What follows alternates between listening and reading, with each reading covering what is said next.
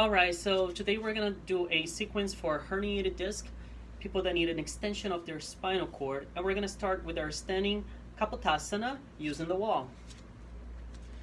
I'm gonna come close to the wall. I'm gonna raise my arms up and I'm gonna bring my fingertips against the wall, lifting my chest up to the ceiling, lengthening my spinal cord, looking up to the ceiling for 3 to 5 breaths.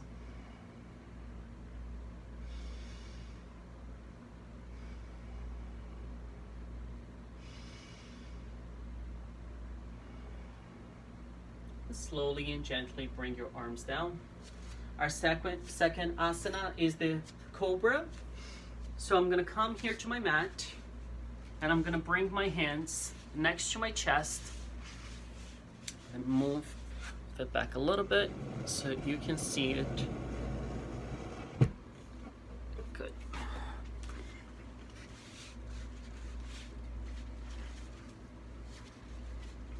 So my hands are next to my chest, about shoulder level.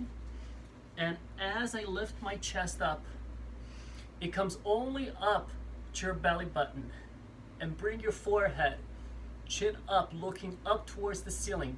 Hands nice and wide, elbows into the rib cage.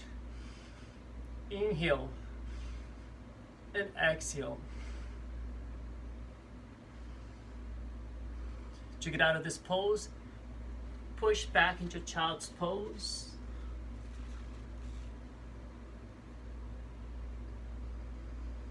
Feeling the air and your belly touch your thighs as you inhale and exhale. Very good. Now we're going to do our Ustrasana, the camel pose. I'm going to face the side. Your feet is flat into the mat. You're going to extend your knees. And you're going to bring your hands on your lower back for support. And you're going to bring your hips forward. Look up to the ceiling. Breathe. Inhale and exhale.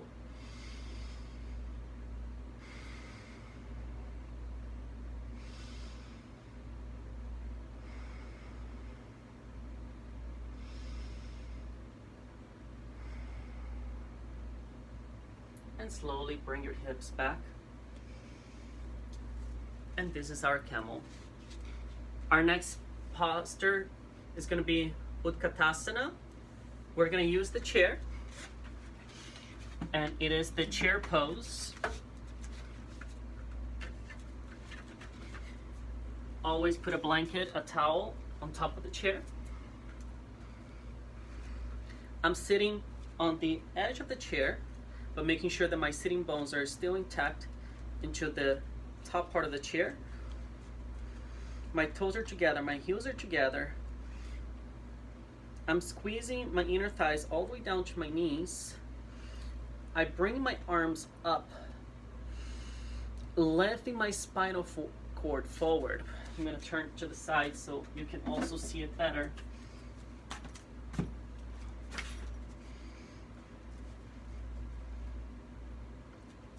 And lengthening from root to rise, but don't lift your hips up.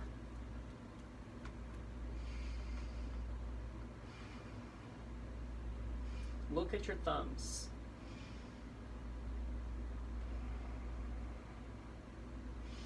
Feel your spinal cord elongating.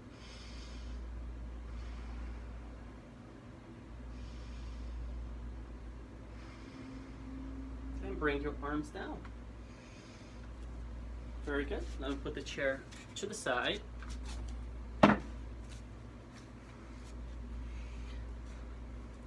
And our next pose is using the block, and always using props. Helps you to give support for your back. It's the Trikonasana.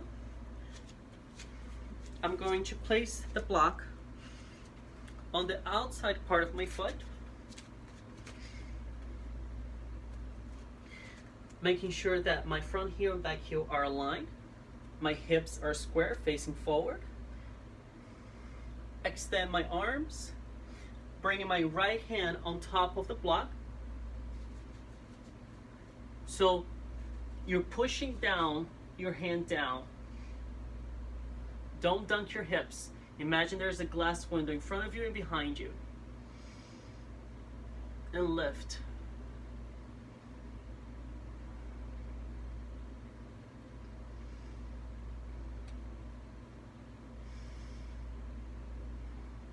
And slowly come back center. And we're going to do the same thing with the other leg. Step back, right leg. Placing the block on the outside part of my left foot. Lengthening, reaching forward, bringing my hand down, lifting my right arm up.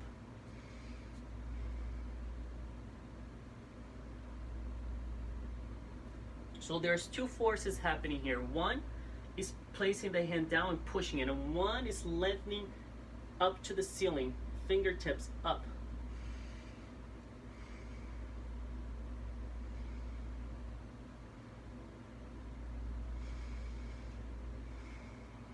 And come back up and down. Very good. I'm going to place the block to the side. Our next pose is the Uttita Parsvakonasana. It's going to be the elbow to knee pose.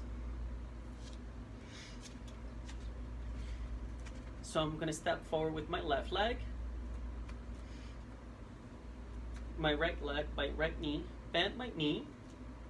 I'm going to bring my right elbow to my knee, and I'm going to bring my left arm behind my ear flap and reaching forward, lengthening my spinal cord.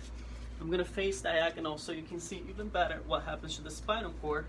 I'm still in a straight line, front heel, back heel, and lengthening, looking up to the ceiling, reaching forward.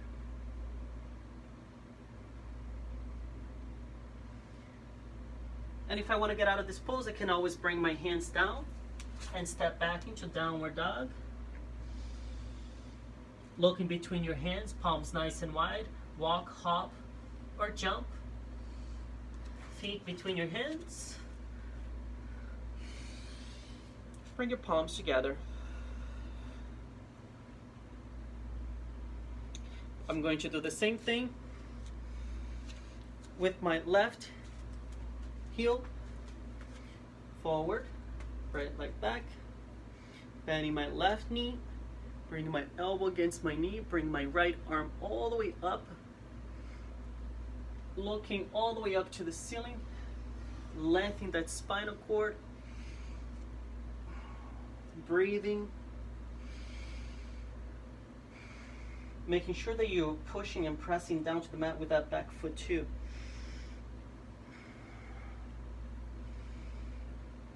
Bring my hand down, downward dog. Looking between my hands. Tadasana. Very good. Our next pose is going to be Uttanasana, the center fold.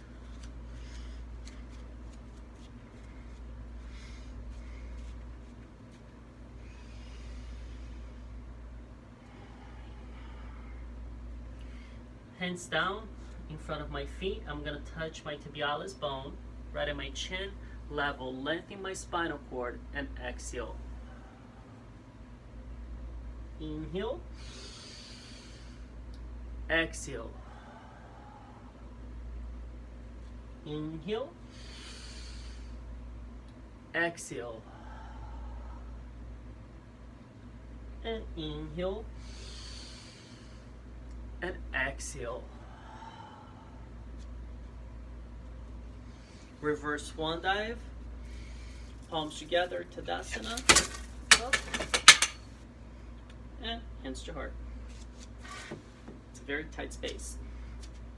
So, let's do our meditation.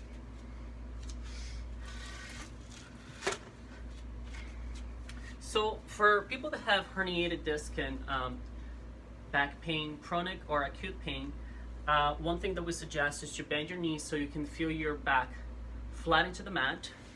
So I'm going to bend my knees, straight spinal cord.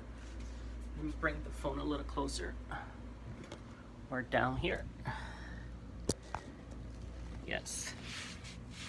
Bend my knees.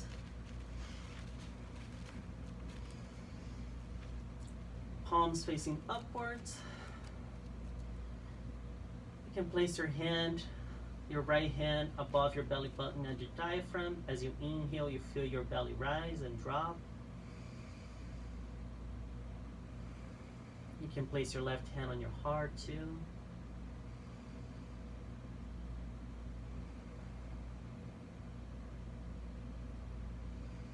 Calming your body.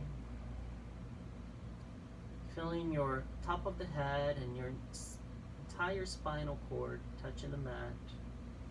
And if you want to get out of this pose, bring your knees to your chest, roll it to your right, push down to the mat, come into a sitting position, bring your palms together. And this is our sequence for herniated disc.